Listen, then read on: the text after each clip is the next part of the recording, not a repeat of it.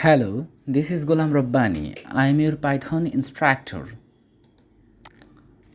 Our discussion points: history of Python, uses of Python, and environment setup.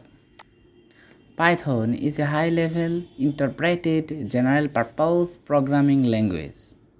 Python was conceived in the late 1980s by Guido van Rossum.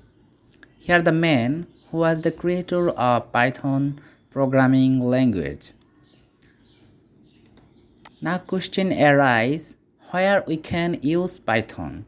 Yeah, we can use Python for web development, development of games, artificial intelligence and machine learning, data visualization and data science, desktop graphical user interface, web scraping application, business applications, video and audio applications, embedded application, and so on.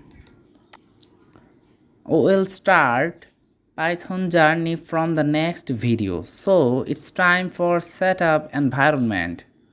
Install Python on your computer and install a code editor like Visual Studio Code.